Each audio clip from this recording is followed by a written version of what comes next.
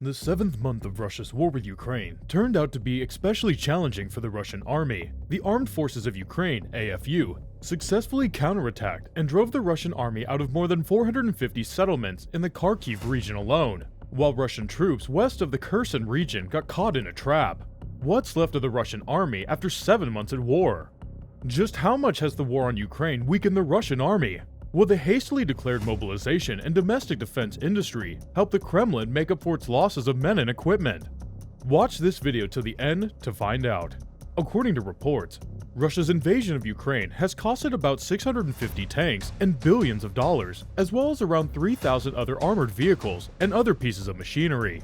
According to experts, the losses were caused by superior anti-tank weaponry that Western nations had handed to Ukraine, bad tactics, low morale, and significant design problems. We are unable to verify the claim made by Ukraine that Russia had lost close to 1,200 tanks. In contrast, the military and intelligence blog Orks reported that as of May 13, 2022, Russia had lost 664 tanks and around 3,000 other armored vehicles and significant pieces of equipment in Ukraine. The Russian Army's operational tank fleet. Tank name: T-72B. Number of tanks: 1,135. Price: $500,000. The T-72B is a main battle tank developed from the Russian main battle tank T-72A. The tank entered into service with the Russian Army in 1984. T-72BA. $500,000 to $1 million. Commander's model of the T-72B with additional communications equipment fitted to the two antennas. T-72B3, 558, $500,000 to $1 million. Improved on the T-72B, uses 9 M119M missiles.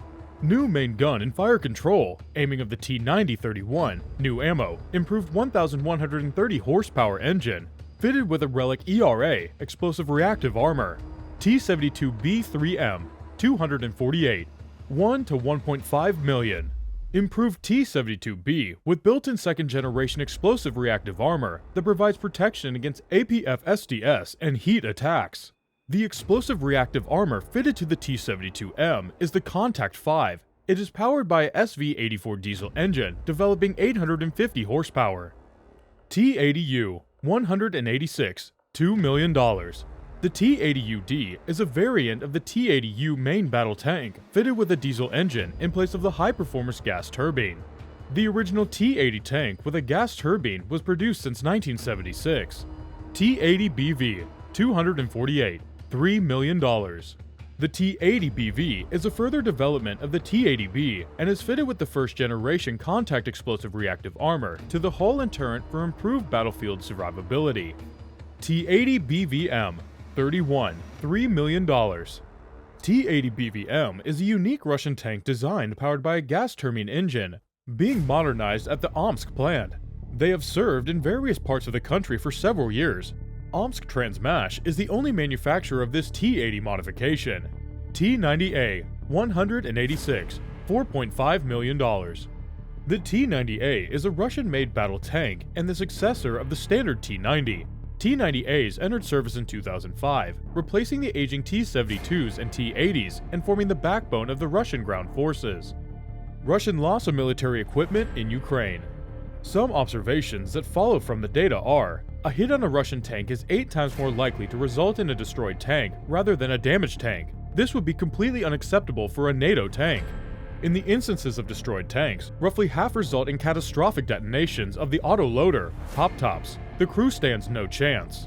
T-80 series tanks appear to be highly vulnerable, manifesting an over 80% catastrophic kill rate with pop-tops.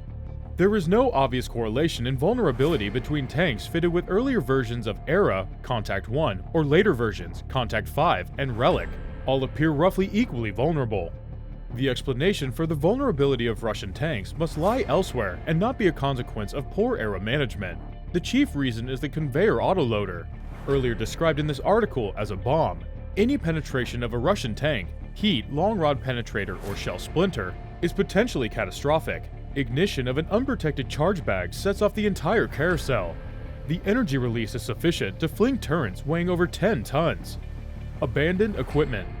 Out of the 664 tanks that Russia had lost in Ukraine, 283 were abandoned or captured.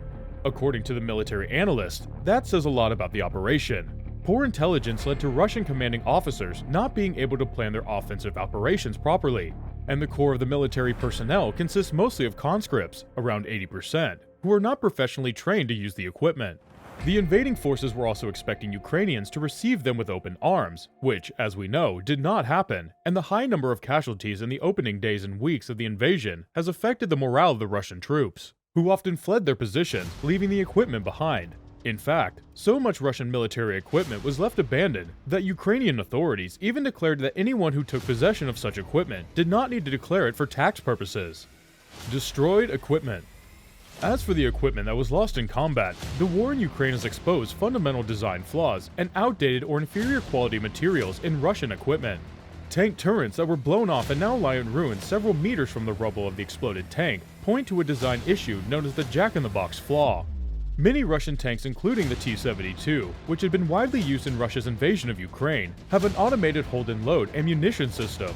Shells are placed in a ring within the turret, and more ammunition is stored underneath the tank operators. So, when an enemy shot hits a vulnerable spot, such as the top part of the tank where the armor is thinner, the ring of ammunition can explode and start a chain reaction that vaporizes the crew and blasted turrets off the tank's hull. Poor strategy. The Russian army operates through self-contained combat units known as Battalion Tactical Groups, BTGs, composed of tanks, infantry, and artillery. These units are designed to attack quickly with a lot of firepower, so they are made up of many armored vehicles. But few infantry troops offer protection to escort and retaliate if the armored column comes up under attack. Russian units can cause a lot of damage, but effective Ukrainian tactics paired with anti-tank weapons provided by the West have dealt Russia a massive blow. Anti-tank weapons given to Ukraine by Western countries. Many Russian tanks are fitted with reactive armor designed to absorb the impact of missiles. However, US-made Javelins, for example, are fitted with 2 warheads. The first one to blow the reactive armor away, while the second penetrates the hull underneath. Russia has lost more than half of all of its tanks, 1/3 of which is now in the hands of the AFU. The Russian army is also losing a high percentage of military equipment on the battlefield. In September, the first month of a successful Ukrainian counterattack, the Russian army lost twice the amount of military equipment it lost the month before. Both Orcs project data, which is based on the analysis of photos and videos of lost equipment, as well as data from the Ukrainian side, indicate this. The only time Russia lost more vehicles monthly was at the beginning of the war in March and April. The Russian army was using more military equipment at the start, helping explain the higher losses. During the war's 7th month, the Russian army was using less military equipment, but still losing comparable amounts. In the first month of Ukraine's counterattack, the Russian army lost twice the amount of military equipment it had lost the month before. Tanks and armored vehicles have been hit hardest by the war. This is the primary type of weapon used by the Russian side, more precisely, by the ground forces, which are most heavily involved in the fighting. According to iStory's calculations, the Russian army lost between 35 and 67% of all of its operational tanks, and between 12 and 27% of its armored vehicles. The Oryx project estimates minimum losses at 1,192 tanks, 35% of the total number of operational tanks, and 2,259 armored vehicles, 12% of the total. According to CIT analysts, the figures represent around 70 to 80% of the total actual losses of the equipment. Ukrainian data shows that the Russian army lost 2,290 tanks, 67%, and 4,857 armored vehicles, 27%. Mikhailov believes that the actual amount of the equipment lost falls somewhere between the data provided by Orcs and the general staff of the AFU. Luzin is inclined to trust Ukrainian data more. Those numbers take into account hits on military equipment, which are likely to result in more reliable figures than those based on photos and videos of damaged equipment. What are your thoughts on this? Let us know in the comments below. If you liked today's video, then make sure to leave us a thumbs up, and do not forget to subscribe to the channel, and click on the bell icon to be always up to date with the most exciting content as soon as it's uploaded. Thanks for watching. See you again soon in another video.